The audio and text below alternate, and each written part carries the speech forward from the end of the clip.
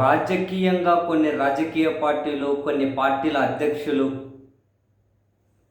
తిమ్మిని బొమ్మ చేసి ప్రజలను నమ్మించగలరు, కన్విన్స్ చేయగలరు. వాళ్ళు చేసేదే కరెక్ట్ అని చెప్పి ప్రజల్లోకి చొప్పించగలరు కూడా. రకరకాల విధానాలు అవలంబిస్తూ ఉంటారు.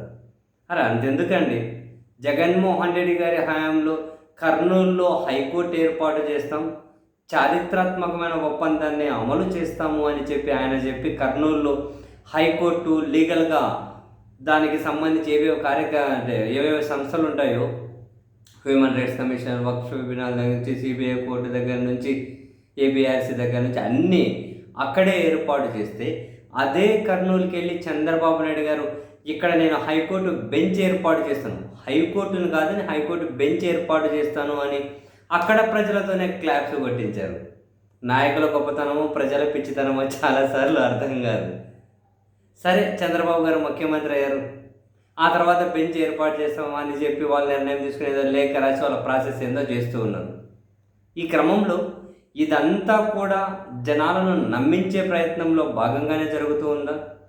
కనీసం హైకోర్టులో కర్నూలులో అలాకేట్ చేసినటువంటి హైకోర్టు ఏదైతే ఉంటుందో దాన్ని పక్కన పెట్టేసి ఏమంటారు ఆ ప్రపోజల్ని హైకోర్టు బెంచ్ అని చెప్పి చివరికి బెంచ్ కూడా లేకుండా దాన్ని కూడా అస్సాంలో ల్యాండ్ చేయబోతున్నారా అని చెప్పి అనుమానం కలుగుతూ ఉంది. కారణం ఏంటి? తాజాగా తెలుగుదేశం పార్టీ న్యాయవాదే హైకోర్టులో ఒక పిటిషన్ వేసి కర్నూలులో బెంచ్ ఏర్పాటు చేయడాన్ని వ్యతిరేకించుకుంటూ ఒక పిల్లేస్తే దాన్ని విచారించిన హైకోర్టు ఏమైంది, అసలు మేము ఇంకా నిర్ణయమే తీసుకోలేదు కదా, ఇక్కడ బెంచ్ ఎక్కడ ఏర్పాటు చేయట్లేదు కదా, ఎవరో లేఖలు రాసినా ప్రభుత్వాలు ఏమైనా నిర్ణయం తీసుకున్నా అల్టిమేట్గా ఫైనల్ డెసిషన్ మాదే కదా, ఇంకా అక్కడ బెంచ్ ఏర్పాటు చేయాలని నిర్ణయం తీసుకోలేదు కదా. వేరే రాష్ట్రాల్లో బెంచ్లు ఎక్కడైతే ఉంటాయో అక్కడ నుంచి ఇన్ఫర్మేషన్ని గ్యాదర్ చేస్తూ ఉన్నాం. ఆంధ్రప్రదేశ్కి బెంచ్ అవసరం ఉందా లేదా అనే విషయాన్ని కూడా తేలుస్తాం. ఇప్పటికిప్పుడు ఈ పిల్లుతో పనేముంది, మేము అక్కడ బెంచ్ ఏర్పాటు చేయాలని నిర్ణయమే తీసుకోలేదు కదా అని హైకోర్టు అంటూ ఉంది. అంటే ఏంటి? బేసిక్గా హైకోర్టే ఫైనల్ డెసిషన్ కావచ్చు, ప్రభుత్వాల ఇన్ఫ్లుయెన్స్ లేకుండా న్యాయస్థానం దగ్గర ఇటువంటి డెసిషన్స్ తీసుకుంటూ వెళ్ళవు కదా, జగమెరిగిన సత్యమే కదా. అంటే ఇప్పుడు సర్కార్ ఏమైనా అదేదో అంటారే, కన్నుతోటి చేసి ఏదో నోటితోటి చెప్పి కన్నుతోటి సైగ చేశారా అంటారు. మరి అటువంటి ప్రయత్నం ఏమైనా జరుగుతూ ఉందా?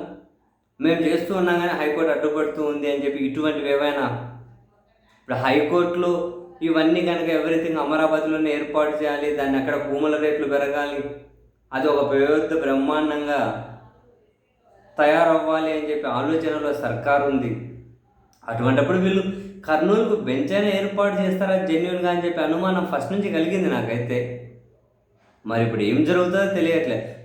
మొన్నే అన్నారు, అదిగో హైకోర్టు న్యాయమూర్తులు వస్తున్నారు, కర్నూలులో ఫైనల్ చేస్తున్నారు, బెంచ్ ఏర్పాటు అయిపోతుంది, 3 నెలల్లో ప్రాసెస్ అంతా అయిపోతుంది, రకరకాలుగా అన్నారు.